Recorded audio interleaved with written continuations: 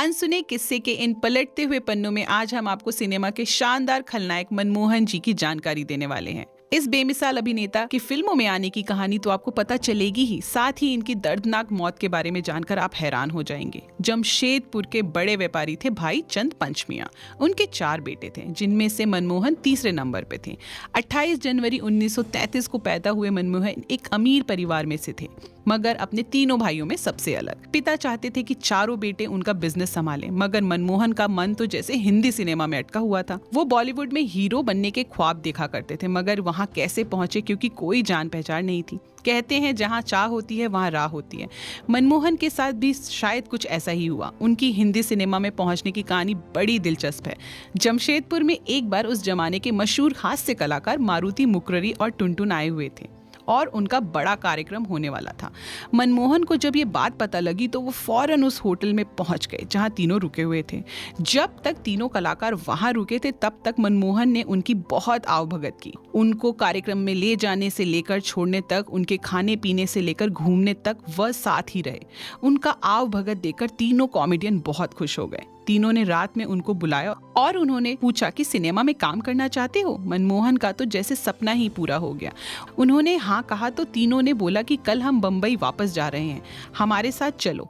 मनमोहन ने भी अगले दिन बैग उठाया और तीनों के साथ चल गए।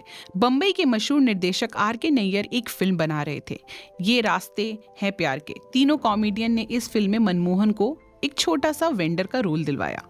वैसे इस फिल्म से उनको पहचान तो नहीं मिली, लेकिन उनका फिल्मी करियर जरूर शुरू हो गया।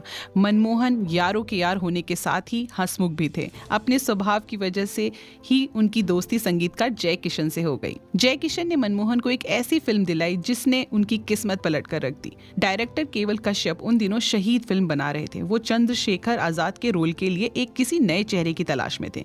जय किशन ने मनमोहन को उनसे मिलवाया तो कश्यप को अपना आजाद उसमें नजर आ गया। साल 1965 में उन्होंने चंद्रशेखर आजाद का रोल किया।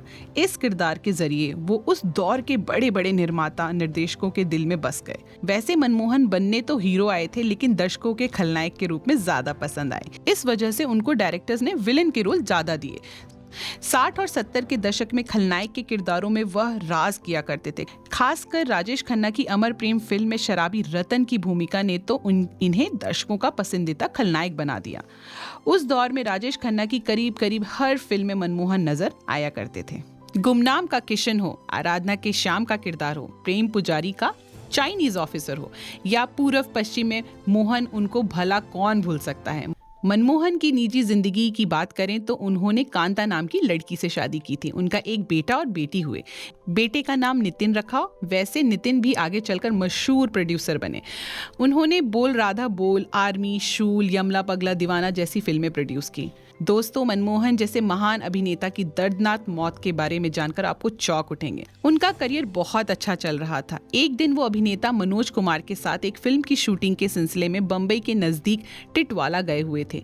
पूरा क्रू रात के समय सोया हुआ था। अचानक किसी रोशनी के लिए पेट्रोमैक्स का सिलेंडर जला दिया, लेकिन वह सिलेंडर फट गया और वहां आग लग गई। बगल में ही मनमोहन लेटे हुए थे। वो आग के चपेट में आ गए।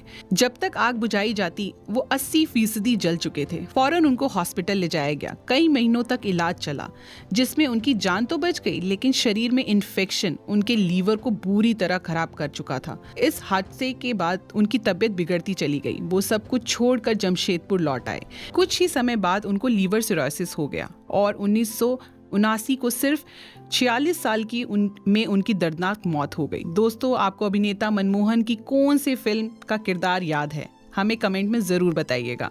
ऐसे और ही किस्से सुनने के लिए आप सब्सक्राइब करें हमारे चैनल अनसुने किस्से को।